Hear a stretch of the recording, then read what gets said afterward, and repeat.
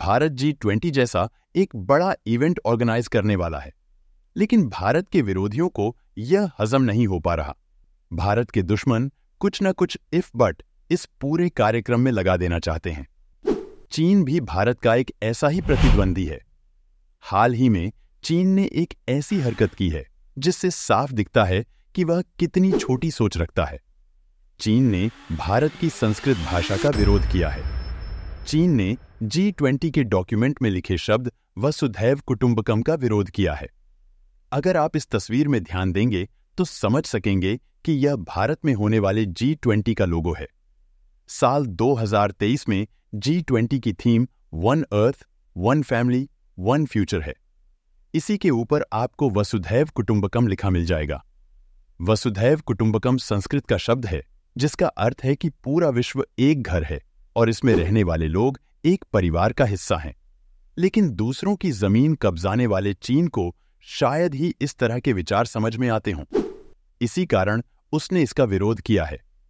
चीन ने कहा है कि संस्कृत संयुक्त राष्ट्र की मान्यता प्राप्त भाषा नहीं है। दरअसल संयुक्त राष्ट्र में Arabic, Chinese, English, French, Russian और स्पेनिश ऑफिशियल लैंग्वेज हैं। कई रिपोर्ट्स कहती हैं कि G20 के फाइनल डॉक्यूमेंट में वसुधैव कुटुंबकम का सिर्फ अंग्रेजी अनुवाद लिखा है। बाकी G20 से जुड़े लोगो, लेटरहेड और अन्य सभी डॉक्यूमेंट में इस शब्द का इस्तेमाल किया गया है।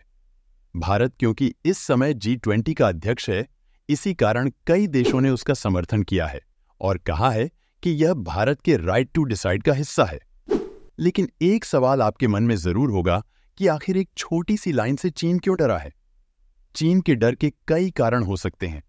जितना मैं समझा हूं वह मैं आपको बताने की कोशिश करता हूं। देखिए, डिप्लोमेसी में बहुत सी चीजें सांकेतिक होती हैं। जब G20 के डॉक्यूमेंट पर यह संस्कृत शब्द लिखा रहेगा तो पूरी दुनिया में इसकी चर्चा होगी। लोग जानेंगे कि यह क्या है और इसका मतलब क्या है। इसके जरिए दुनिया के बहुत से लोगों को भारत के उस विचार के बारे में पता चलेगा जिसके मुताबिक पूरी दुनिया एक घर है। वहीं दूसरा और सबसे बड़ा कारण है भारत से डर। चीन को एशिया में सबसे ज्यादा डर भारत से रहा है। वह जानता है कि सिर्फ भारत ही उसकी रफ्तार को रोक सकता है। भारत जिस हिसाब से चल रहा है इकोनॉमिकली, वह अगले कुछ वर्षों में चीन को कड़ी टक्कर देगा। इसलिए वह G20 में किसी न किसी तरह की दिक्कत पैदा करना चाहता है।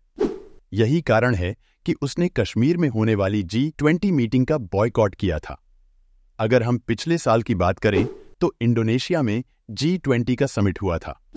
इस तस्वीर में देखने पर आपको दिखेगा कि इंडोनेशियाई भाषा में भी थीम को लिखा गया था।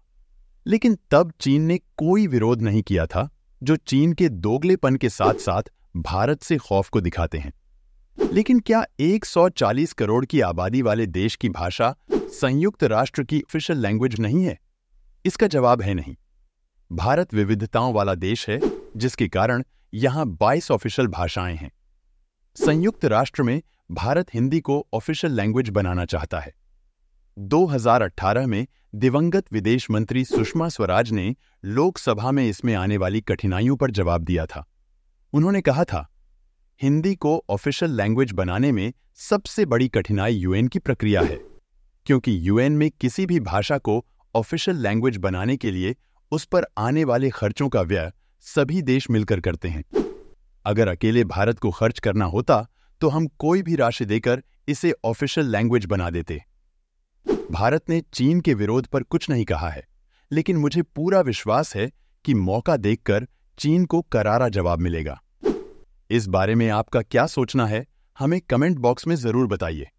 इस वीडियो को लाइक कीजिए और चैनल को सब्सक्राइब कीजिए।